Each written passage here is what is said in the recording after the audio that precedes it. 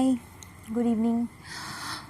आज हम लोग जानेंगे भूमि, मृदा एवं जल संसाधन के बारे में कुछ बेसिक्स। इससे पहले मैंने संसाधन के बारे में जिक्र किया था, कुछ बेसिक बताई हुई थी।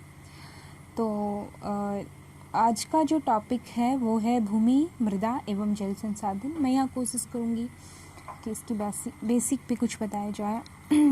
ज्योग्राफी का एक महत्वपूर्ण पार्ट है एसएसटी का।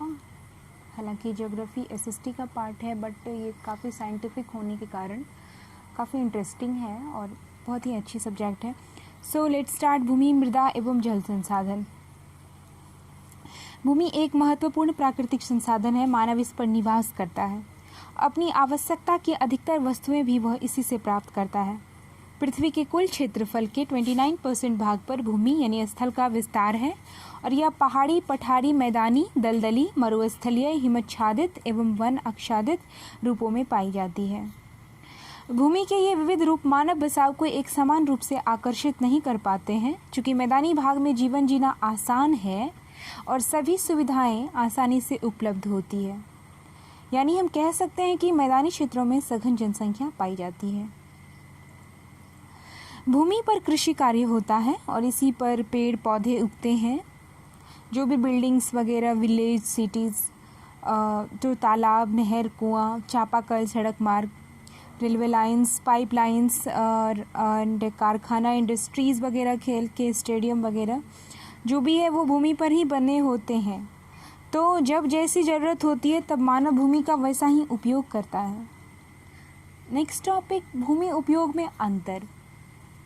भूमि का उपयोग सभी जगह एक समान नहीं है। इसमें अंतर का मुख्य कारण समान एवं क्षेत्र के अनुसार मानवीय ज़रूरतों में बदलाव का आना है।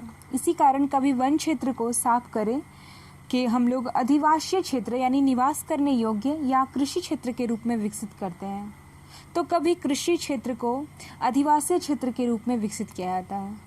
कृषि योग्य भूमि पर कारखाने भी लगाए जाते हैं और कभी कभी जो आदिवासी क्षेत्रों की जगह पर सड़क या रेल मार्ग भी हम लोग डेवलप करते हैं।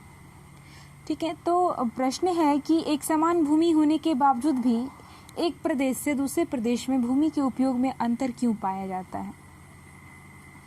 तो जानेंगे कि विश्व के कई स्थानों में फैली घास भूमियों में खेती की जाती है। प्रेरी प्रदेश में गेहूं की खेती की जाती है, तो भूमध्य सागरीय प्रदेश की भूमि पर रसदार फलों की खेती होती है। इसी तरह मैदानी भागों में कृषि कार्य की अधिकता देखी जाती है, तो पठारी भागों की भूमि जो कृषि कार्य के लिए उतने अनुकूल नहीं है, वहां कृषि कार्यों में अतिरिक्त उद्योगों की स्थापना को प्रमुखता दी जाती है। भूमि उपयोग को प्रभावित करने वाले कारक। किन किन कारणों से ये प्रभावित होता है? तो पहला कारक है प्राकृतिक कारक और दूसरा कारक है मानवीय कारक। प्राकृतिक कारक स्थल रूप में भिन्नता, मृदा की विशेषता, खनिजों की उपस्थिति, जलवायु एवं जल संबंधी विशेषताएं इत्यादि जैसे प्राकृतिक कारक भूमि के उपयोग में परिवर्तन ला देते हैं।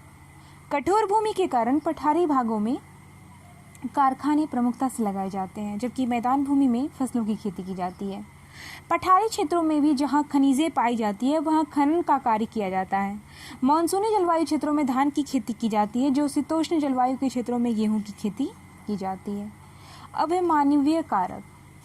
तो तकनीकी ज्ञान में वृद्धि, जनसंख्या वृद्धि, श्रमिकों की उपलब्धता तथा मानवीय आवश्यकताओं में अंतर इत्यादि भूमि के उपयोग में परिवर्तन ला देते हैं।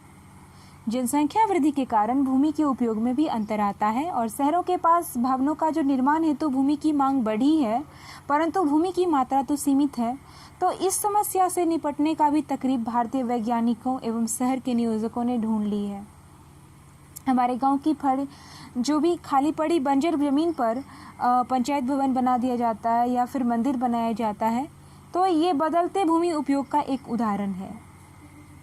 मुंबई के निकट की दलदली भूमि को सुखाकर ठोस भूमि में बदला गया है तथा वहां नवी मुंबई शहर का विकास किया गया है और राजस्थान के गंगानगर क्षेत्र में सिंचाई सुविधा उपलब्ध कराकर खेती की जाने लगी है, जिससे यह क्षेत्र भारत के प्रमुख कृषि क्षेत्रों में भी गिना जाने लगा है। अब नेक्स्ट टॉपिक है भूमि उपयोग प्रारूप।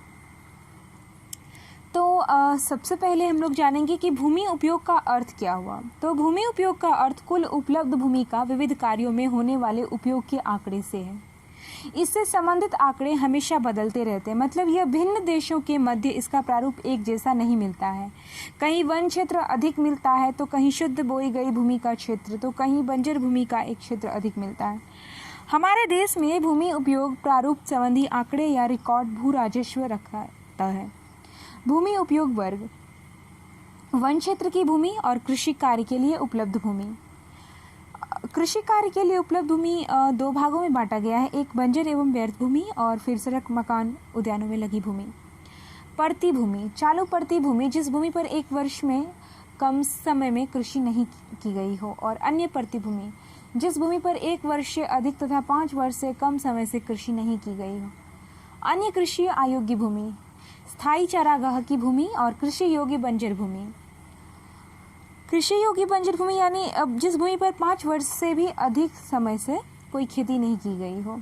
ठीक है, फिर है शुद्ध बोई गई भूमि।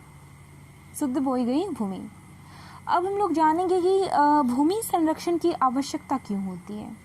तो तेजी से बढ़ते जनसंख्या के पोषण एवं आवास संबंधी आवश्यकताओं को पूरी करने के कारण वन एवं कृषि क्षेत्र घटते जा रहे हैं।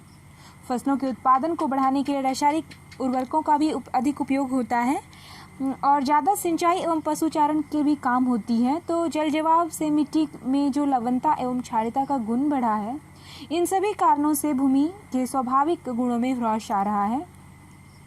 भूमि का निम्नीकरण कहा जाता है और भूमि के अवैज्ञानिक एवं अनियोजित उपयोग के कारण मरुभूमि का प्रसार, भूमि कटाव एवं भूमि के बंजर होने वाली समस्याएं इससे बन रही है। ठीक है, अब हम लोग जानेंगे कुछ उपाय ऐसा क्या करें, कुछ बेसिक चीज़। तो पहला है कि भूमि का उपयोग नियोजित तरीके से हो।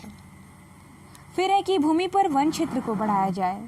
तीसरा है कि जैविक कृषि पर बल दिया जाए और चौथा है कि मरुभूमि के सीमांत पर झाड़ियाँ लगाई जाए और पांचवा है कि भूस्खलन रोकने के लिए पर्वतीय ढलानों पर वृक्षारोपण एवं प्रतिरोधी दीवारें बनाई जाए।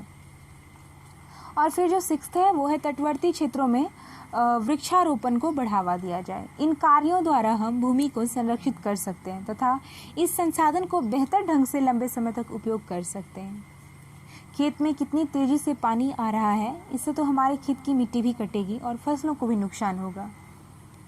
तो मिट्टी से भर देंगे हम लोग और जल का जो ताकि जल जो है वो खेत में आना बंद हो जाए और सब मिट्टी के कटाव को रोकने में लग सकते हैं, जिससे खेत में जल जमाव या जल भराव नहीं होगा।